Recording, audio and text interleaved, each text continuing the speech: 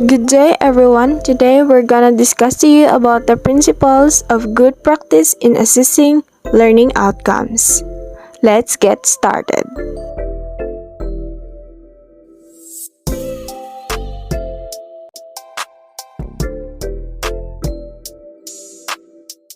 There are 13 principles of good practice in assessing learning outcomes. Good day everyone, I am Nielah Cabahug. Today I'm gonna discuss to you the 5 principles of good practice in assessing learning outcomes. Number 1. The assessing of student learning starts with institutional vision, mission, and core values. There should be a clear statement on the kinds of learning that the institution value most for its students. To make it short, what learning does the school wants to develop or mold in their students? Number 2. Assessment works best when the program has clear statement of objectives aligned with the institutional vision, mission, and core values, such as alignment ensures clear, shared, and implementable objectives. To this, the best assessment can be achieved when the objective of the program align or the same with the institutional vision, mission, and core values. Number 3. Outcome-based assessment focuses on the students' activities that will still be relevant after formal schooling concludes. The approach is to design assessment activities which are observable and less abstract, such as to determine the student's ability to write a paragraph, which is more observable than to determine the student's verbal ability.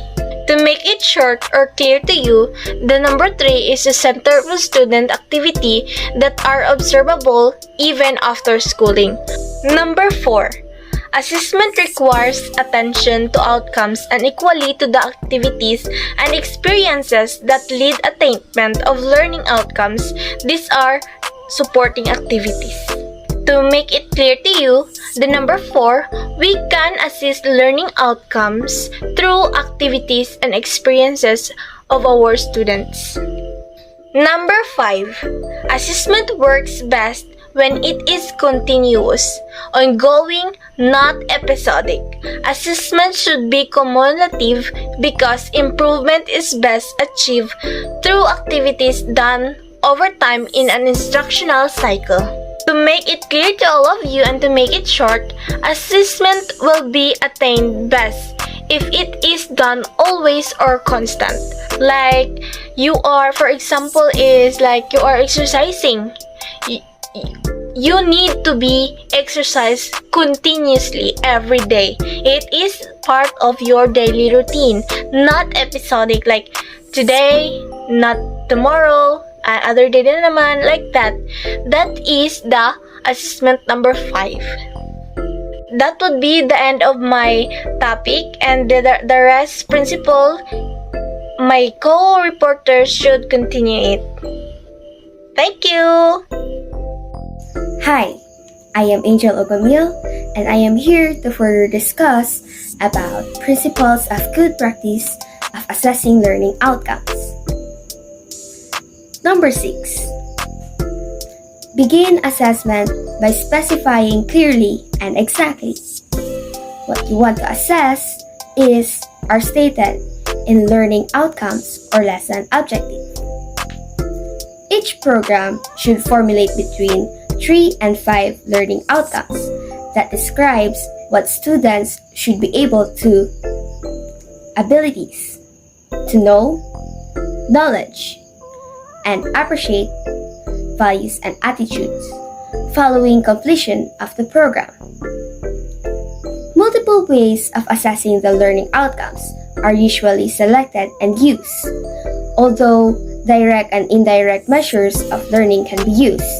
It is usually recommended to focus on direct measures of learning. Number 7. The intended learning outcome lesson objective. Content is the basis of assessment tasks. You use it in the development of the assessment tool and task. but it attainment of your learning outcome. This is outcome-based teaching and learning. Intended learning outcomes, or ILOs, are statements about what a student will achieve upon successful completion of a unit of study. ILOs establish a foundation upon which the rest of the unit is built. Assessment tasks are designed to measure students' achievement of ILOs. Learning activities are designed to teach students what they need so they can complete the assessment tasks and demonstrate achievements of the ILOs. And content and materials are chosen to support students' participation in and completion of learning activities that will help them to achieve the ILOs. Number 8. Set your criterion of success or accept standard. One of the foundations of smart practice is establishing success criteria in the classroom. Students must understand what they are expected to learn before they can take responsibility for their own learning. In many instances, students have misconceptions about what they are learning, why they are learning it, and how they will know they learn it, which relates to what quality work looks like. As teachers, we have different ideas about both learning targets and success criteria. We sometimes struggle as we write learning targets to clarify on what is content, context, or activity. Levels of students' performance for each outcome is often described and assessed with the use of rubrics. For example, is a score of 7 out of 10 or the highest possible is accepted or considered success. Number 9.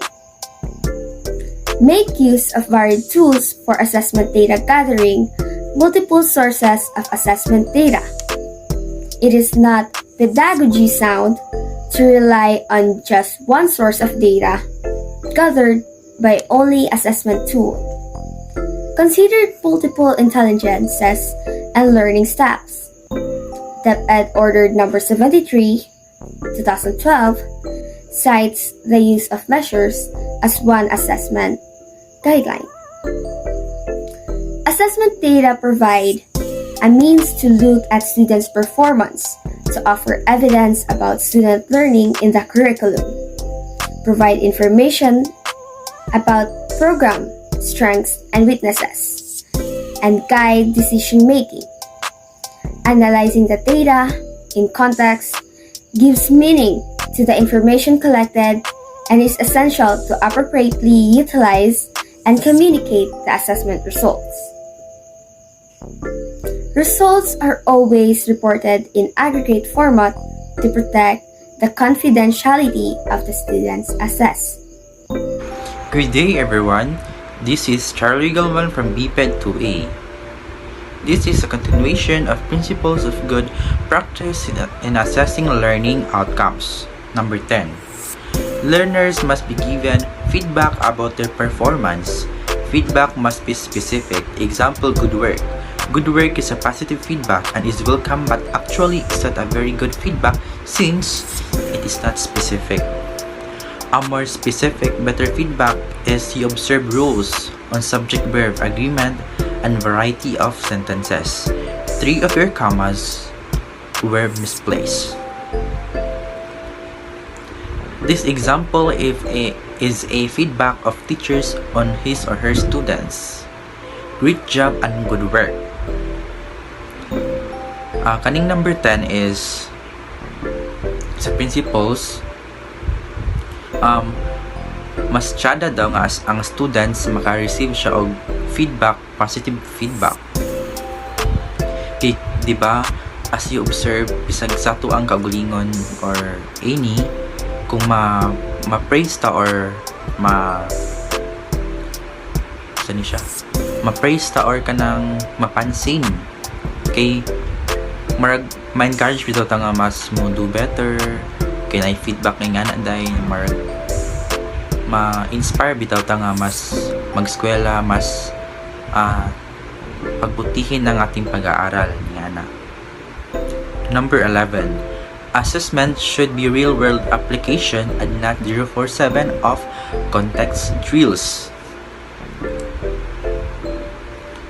So meaning dapat ang atong assessment is applicable siya sa atong panginabuhi diri sa kalibutan, like kuan siya ba practical nga na. So the teacher is with real world application and she allowed the students to give realization about the said activity. The teacher assess students performance through rubrics or checklist. So si G. Wiggins and J. Martins nasa research grasp. So ang grasp na anay meaning ang grasp na siya acronym. Ang G real world goal. R real world role. Ang A real world audience. S real world situation. And ang P real world product or performance. So kaning G provide siya statement of task. Ang R define the role of the students in the task. Ang A identify the target audience with the context of scenario. Ang S explain the situation. And P clarify what the students will create and why they will create. So number 12, emphasize on the assessment of higher order thinking. So meaning, i-emphasize ni mga assessment sa taas nga panghuna-huna. So how what is done? How was this done? It is done after the discussion of lessons. So, di ba pa mag-discuss sa lessons sa atong students or atong teacher mag-discuss ng lessons, di ba if na-quizzes or activities, mas maka-answer tag maka-answer tag pinataman, maka-answer tag nasa tapong huna-huna nga mas maka-construct tag better nga answer understanding niya na. So this is so important because thinking is the first step of learning.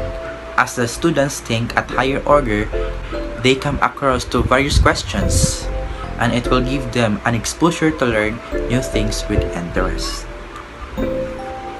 Number 13, provide opportunities for self-assessment.